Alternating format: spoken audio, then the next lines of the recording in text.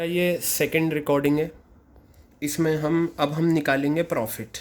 तो प्रॉफिट के लिए आपको पता है हम क्या लेते हैं, सबसे पहले net profit closing minus opening. Reserve and surplus में नोट नंबर 1 है। हम नीचे देखा सरप्लस दे रखा है 4 लाख 5 लाख, ये 4 लाख क्लोजिंग और ये 5 लाख है। अगर 4 लाख आप लेते हैं माइनस का 5 लाख तो ये आपका आ जाएगा 1 लाख रुपए और ये नेगेटिव आएगा। ठीक है, तो ये नेट लॉस हो जाता है, ये आ गया नेट लॉस। ठीक है, अब इसमें आप 4 चीज़ें ऐड करेंगे। सबसे पहले जनरल रिजर्व, वो यहाँ नहीं गिवन। दूसरा लेंगे आप इंटरिम डिविडेंड, वो आपको गिवन है 50,000।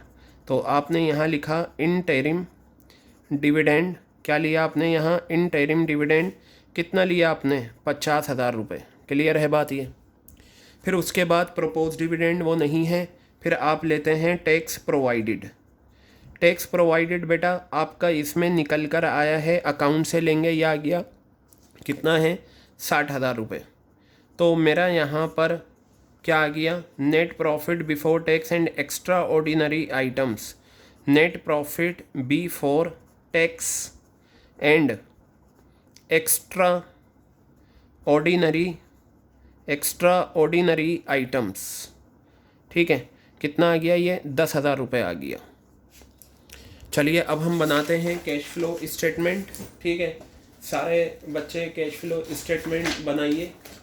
और कैश फ्लो स्टेटमेंट जो हम बनाएंगे, सबसे पहले हेडिंग देंगे कैपिटल लेटर्स में cash flow statement. Cash flow statement ये आ गया। यहाँ ईयर आता है current year, for the year ended 31 मार्च 2018। ठीक है, यहाँ मैं लिखता हूँ पर्टिकुलर्स, और ये आपका सारी कैलकुलेशन 2 कॉलम हम बनाएंगे। ये रहा पर्टिकुलर्स का कॉलम में, थोड़ा स्पेस रखना आप। ये आ गया रुपीज़। ठीक है, सबसे पहले हम ए पार्ट लेंगे और हमारा ए पार्ट है cash flow from operating activities. Cash flow from operating activities, cash flow from operating activities. बेटा ध्यान से देखिएगा, यहाँ सबसे पहले हम लेंगे net profit before tax, net profit before tax and extra ordinary items. Net profit before tax and extra ordinary items. और ये जो अमाउंट हमारा आ रहा है, ये कितना आ रहा है, ये हम निकाल चुके हैं 10,000 रुपये। तो ये हमारा 10,000 रुपये यहाँ पर आ गया। अब मैं इसमें ऐड करूँगा आइटम्स टू बी एडिड। इसके लिए सबसे पहले आप देखा करें मशीनरी अकाउंट और एक्यूमुलेटेड, वहाँ से लॉस और डेप्रिसिएशन मिलेगा। तो देखिए एक्यूमुलेटेड डेप्रिसिएशन थे, डेप्रिसिएशन है 4,20,000 का। मैं यहाँ लिखता हूँ डेप्रिसिएशन ऑन मशीनरी।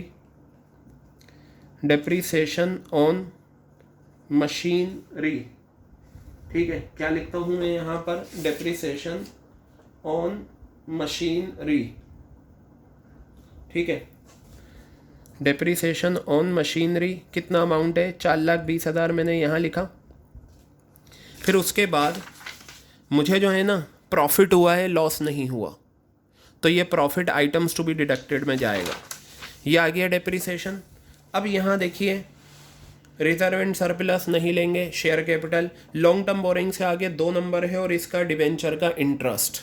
तो मैं यहाँ लिखता हूँ इंटरेस्ट ऑन डिवेंचर्स। क्या लिखता हूँ, इंटरेस्ट ऑन डिवेंचर्स। बेटा कितना है इंटरेस्ट ऑन डिवेंचर्स, अगर आप देखें आपको इंटरेस्ट ऑन डिवेंचर्स दे रखा है कितना, ये 64,000 रुपीज़, ये आ गया 64,000। एक आप ज़रूर देखा करें इंटेंजिबल असेट्स। अब देखिए इंटेंजिबल के आगे कुछ नहीं दे रखा, तो ऑब्वियस सी बात है या तो ये गुडविल है या पेटेंट्स है, इसके अलावा कुछ नहीं है। और 7 लाख से 8 लाख हो गया, बढ़ गया। बढ़ता है तो परचेज होता है, और इंटेंजिबल असेट्स अगर बढ़ती है तो इन्वेस्टिंग में जाता है। तो आइटम्स टू बी एडिड में आपके पास सिर्फ और सिर्फ कितनी चीज़ें हैं, दो ही चीज़ें दे रखी हैं, तो ये 4,84,000 रुपये आपका ये आ गया। क्लियर है। अब हम लेस करेंगे आइटम्स टू बी डिडक्टेड। क्या लेंगे हम? Items to be deducted. देखिए बेटा, इसमें आता है प्रॉफिट, और आपको इस क्वेश्चन में प्रॉफिट हुआ है, profit on sale of machinery. Machine को बेचकर प्रॉफिट हुआ। ठीक है, मशीन को बेचकर प्रॉफिट हुआ। कितना था प्रॉफिट आपका? 1,60,000 रुपये का। तो मैं यहाँ पर लिखूँगा 1,60,000 रुपये। क्लियर हो गई बात। अब मैं है ना, देखिए 10,000 में ये ऐड करूँगा क्योंकि ये ऐड हुआ है, और ये लेस हुआ है तो माइनस करूँगा। ठीक है, तो आप यहाँ देखिए 10,000 प्लस 4,84,000 प्लस माइनस 1,60,000, तो ये आपका 3,34,000 रुपीज़ आ गया। ठीक है, इसे मैं नाम दूंगा ऑपरेटिंग प्रॉफिट।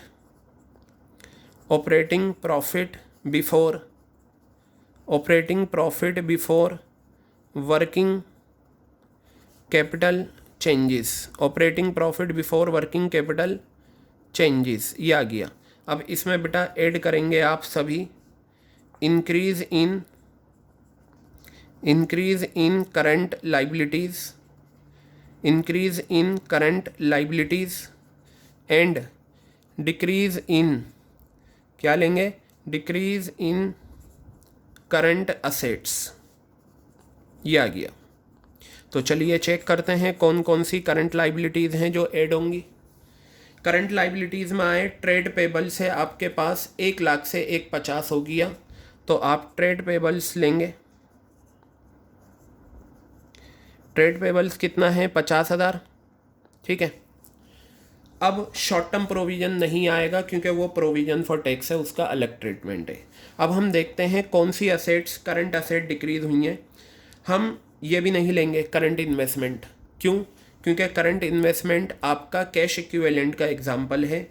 इन्वेंट्रीज 4,00,000 से 8,00,000 हो गई, और ये तो लिया ही नहीं जाता, तो बस इसमें सिर्फ 50,000 रुपये हैं आपके। क्लियर हो गई बात।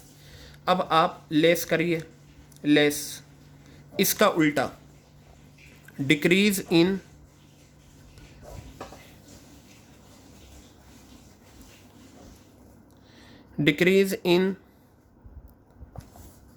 Current liabilities, decrease in current liabilities and increase in current assets.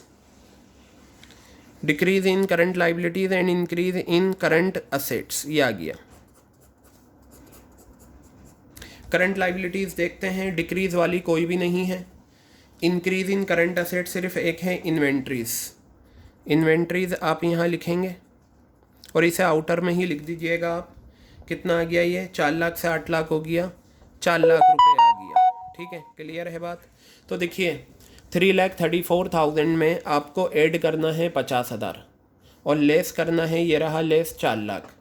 तो अगर आप इसे लेते हैं 3,34,000 प्लस 50,000 माइनस 4,00,000, कितना आ गया? 16,00,000 रुपये नेगेटिव आएगा ये ब्रैकेट। ठीक है, तो बेटा ये जो आपका नेगेटिव आंसर आ गया। ठीक है, चलिए अब हम आगे बढ़ रहे हैं। Just wait for 1 minute. इसे यूं ही रहने देना, इसे कुछ नाम नहीं देना। आप इसमें से माइनस करिए टैक्स पेड। टैक्स पे कितना करा है आपने? 40,000 रुपये ये दे रखा है, तो टैक्स पेड 40,000 अगर मैं करूँगा तो ये मेरा आंसर आउटर में आ जाएगा 56,000 ब्रैकेट में। इसे मैं कहूँगा cash used in operating activities. Cash used in operating activities, ये आपका आ गया। क्लियर है बात। ठीक है, अब आप क्या करें? बी निकालें। बी क्या है? Cash flow from investing activities. Cash flow from investing activities. Investing activities हमेशा किससे बनता है बेटा? Non current assets. यहाँ आ जाओ। नॉन करंट असेट्स में टेंजिबल असेट्स का 4 नंबर नोट है। 4 नंबर में आपने मशीनरी अकाउंट बनाया था, वहाँ से सेल परचेज ले लो। सेल है 6,40,000, परचेज है 16,00,000। तो ये आप लिखें सबसे पहले, सेल ऑफ मशीनरी। सेल करेंगे पैसा आएगा, इनफ्लो होगा कितना 6,40,000, तो ये आपका 6,40,000 रुपये आ गया। फिर आप परचेज़ करेंगे मशीनरी, परचेज़ ऑफ मशीनरी, कितने की मशीनरी परचेज़ करी आपने? मशीन परचेज़ करी है आपने 16 लाख रुपए की, तो ये 16 लाख रुपए ब्रैकेट में दिखाइएगा, क्योंकि ब्रैकेट किसे इंडिकेट करता है? नेगेटिव को। उसके बाद आप यहाँ देखिए इंटेंजिबल असेट्स 7 से 8 लाख हो गया, बढ़ गया, बढ़ने का मतलब ख़रीदा है आपने, तो आप लिखेंगे purchase of intangible assets, purchase of intangible assets कितना आ गया? ये ब्रैकेट में 1 लाख रुपए। ठीक है, तो बस अब आपका इसमें सिर्फ यही आएगा, आप 17 लाख रुपए में से 16 लाख नेगेटिव, 1 लाख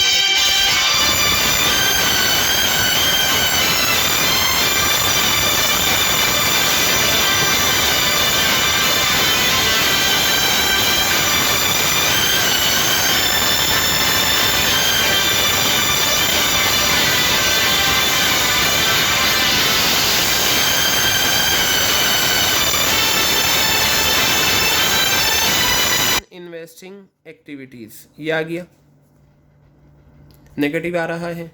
अब मैं बात करता हूँ सी की। सी पार्ट क्या है मेरा? Cash flow from financing activities, cash flow from financing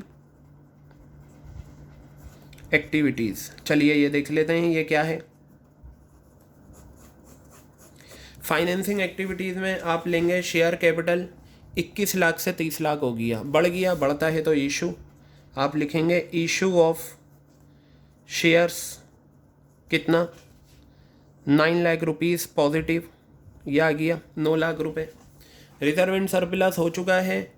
long term borrowings नीचे आ जाओ, डिबेंचर्स 5 लाख से 8 लाख हो गए, बढ़ गए, इशू ऑफ 8% डिबेंचर्स, इशू करेंगे तो पैसा आता है बेटा, कितना आ गया? 3 लाख रुपए, ये आ गया। और साथ ही इसका इंटरेस्ट भी लिख दो, क्योंकि इंटरेस्ट जो होता है interest on debentures, interest on 8% debentures, कितना था इंटरेस्ट? ये रहा आपका 64,000। इसे ब्रैकेट में लिखना क्योंकि ये आप पे करते हो। ठीक है, तो ये इंटरेस्ट ऑन डिबेंचर्स पेड हो गया। अब देखिए आपका लॉन्ग टर्म बोरिंग्स हो गया, शॉर्ट टर्म में तो आता ही नहीं। ठीक है, अब नीचे चेक करो, इंटरिम डिविडेंड था 50,000 का, ये हम पे करके दिखाएंगे, इंटरिम डिविडेंड। ठीक है बेटा, क्या आ गया? इंटरिम डिविडेंड पेड, कितना है इंटरिम डिविडेंड आपका? 50,000 रुपये का, ये ब्रैकेट में आ गया। तो अब आप एक काम करें, यहाँ पर आप इनका आंसर निकालें। ये 12 लाख पॉजिटिव है, 12 लाख में से आप अगर माइनस कर दें 64,000 रुपीज़ और माइनस कर दें 50,000, तो आपका आ जाएगा positive 10,86,000।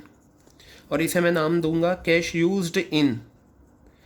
Used in financing activities, cash used in financing activities, ये मेरा हो गया। अब मैं एक काम करता हूँ, यहाँ पर तीनों का आप कंटिन्यू करना, ये पेज कंप्लीट हो गया। यहाँ लिखना आप ABC, ठीक है, ABC लिखा, तो यहाँ लिखिए ए का आंसर कितना था आपका? ऑपरेटिंग का नेगेटिव, माइनस का साइन 56,000 प्लस, अच्छा ये भी नेगेटिव है तो ये माइनस का साइन हो जाएगा 10,60,000, और ये पॉजिटिव है 10,86,000। तो अगर मैं यहाँ देखूँ नेगेटिव वाला ज़्यादा है, 2 फिगर नेगेटिव है, एक पॉजिटिव है, तो आपका आएगा 56,000 और ये आ गया 11,16,000 में से आप माइनस कर दें 10,86,000 रुपये, 30,000 रुपये आ गए बेटा। ये बाहर लिखना यहाँ और इसे ब्रैकेट में लिखना क्योंकि ये नेगेटिव है, और इसे आप नाम दीजिए कैश यूज्ड इन नहीं, net decrease in cash and cash equivalent, net decrease in cash and cash equivalent, ये आ गया net decrease in cash and cash equivalents. अब इसमें आप ऐड कर दीजिए क्या, opening cash and cash equivalents, opening cash and cash equivalents, ये आपको ऐड करना है।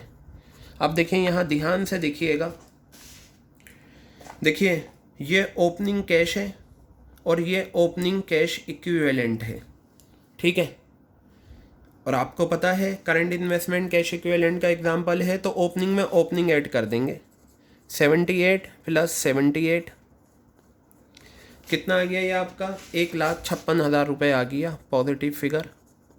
तो अगर मैं 1,56,000 में से माइनस कर दूं 30,000 रुपये, तो बेटा मेरा 1,26,000 ये आ गया। मैं चेक कर लेता हूँ, यहाँ लिखूँगा closing cash and cash equivalent, closing cash and cash equivalent, ये आ गया। क्लोजिंग कितना है कैश 37,000 और क्लोजिंग कैश इक्विवेलेंट कितना है 89,000, बेटा ये आ गया। बस दोनों को ऐड कर दो आप, 37,000 प्लस 89,000, बेटा हमारा आंसर बिल्कुल ये आ गया। और इस तरीके से ये क्वेश्चन हमारा कंप्लीट। तो आपने तरीका देखा, ये आपका था सारा वर्किंग यहाँ पर इस पेज पर, और फिर उसके बाद इस पेज पर हमारा कैश फ्लो स्टेटमेंट का सॉल्यूशन और ये फाइनल सॉल्यूशन। तो ये इस तरीके से आपको करना है, ठीक है। ये कंप्लीट हमारा हो गया।